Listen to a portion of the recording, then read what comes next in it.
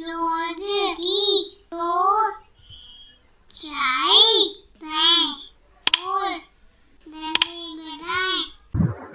Hello दोस्तों, तो कैसे हैं आप सब। आज हम करने वाले हैं एक नया क्रियाकलाप जो कि लिया गया है आपकी पुस्तक रिमझिम कक्षा 4 एनसीईआरटी के पाठ हुदहुद से। तो इस क्रियाकलाप को करने के लिए खोलिए अपनी पुस्तक रिमझिम और खोलिए पृष्ठ संख्या 111। तो चलिए देखते हैं कि हमें इस क्रियाकलाप में क्या करना है।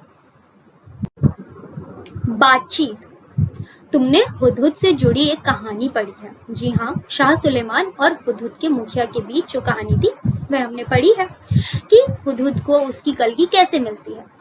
उस कहानी को बातचीत के रूप में लिखो, जैसे कि कोई बात कर रहा हो। नीचे हमने इस बातचीत को तुम्हारे लिए शुरू कर दिया है। तो बातचीत के रूप में कैसे लिखते हैं? तो सबसे पहले हम नाम लिखते हैं कि वह संवाद किसने लिखा है, और फिर हम वह पूरा संवाद लिखते हैं। जैसे कि यहाँ लिखा है शाह सुलेमान, अरे भाई गिद्ध, जरा मेरी बात तो सुनो। गिद्ध उड़ते उड़ते, कहिए मगर जरा जल्दी से।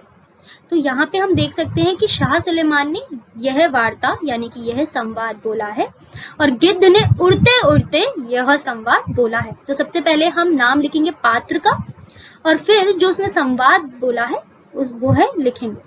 तो पहले के दो संवाद हमें दिए गए हैं, बाकी की बातचीत हमें खुद करनी है, खुद लिखनी है। तो चलिए शुरू करते हैं। तो यह दो संवाद दिए गए हैं शाह सुलेमान का, अरे भाई गिद्ध, जरा मेरी बात तो सुनो। गिद्ध उड़ते उड़ते, कहिए मगर जरा जल्दी से।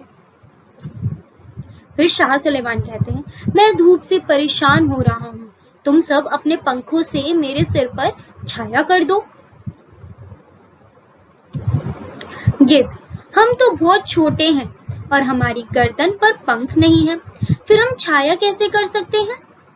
तो इस पर शाह सुलेमान कहते हैं, शाह सुलेमान थोड़ा आगे बढ़ते हैं तो उन्हें हुदहुद के मुखिया मिलते हैं। तो शाह सुलेमान हुदहुद के मुखिया से कहते हैं, हुदहुद, क्या तुम मेरे सर के ऊपर छाया कर दोगे?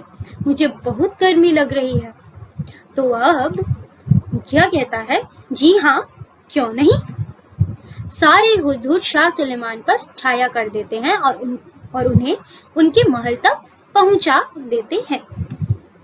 अब शाह सुलेमान कह रहे हैं, मांगो, तुम्हें क्या वर मांगना है? क्योंकि वह हुदहुद के मुखिया और हुदहुद की मदद से बहुत प्रसन्न हो गए हैं, तो वह उन्हें एक वर देना चाहते हैं। तो मुखिया कहते हैं, महाराज, हमें सोने की कलगी चाहिए। तो इसमें शाह सुलेमान कहते हैं, तुम्हें मालूम है ना तुम क्या मांग रहे हो? मुखिया, जी हाँ महाराज, मैंने खूब परामर्श करके यह वर मांगा है। शाह सुलेमान कहते हैं, ठीक है, आज से सारे हुदहुदों के सर पर सोने की कलगी होगी। कुछ ही दिनों में इंसानों ने सोने के लिए हुदहुदों को तीर से मारना शुरू कर दिया। हुदहुदों का वंश समाप्त होने को आ गया। मुखिया फिर शाह सुलेमान के पास पहुंचे। मुखिया, महाराज, हमारी सहायता कीजिए, इस सोने की कलगी की वजह से तो हमारा वंश समाप्त होने को आया है। तो इस पर शाह सुलेमान कहते हैं, मैंने तो पहले ही कहा था कि सोच समझ कर वर मांगना। खैर जाओ, आज से तुम्हारे सर का ताज सोने का नहीं, सुंदर परों का हुआ करेगा। और तब से ही हुदहुदों के सर पर परों का ये ताज शोभा दे रहा है।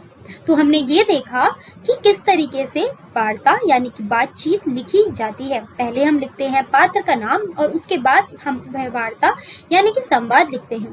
और इन बक्सों में मैंने क्या लिखा है? इन बक्सों में मैंने कहानी का वो भाग लिखा है जहाँ पर कोई बातचीत नहीं हो रही है, पर कहानी को आगे बढ़ाने के लिए यह अंश बहुत ज्यादा ही महत्वपूर्ण है।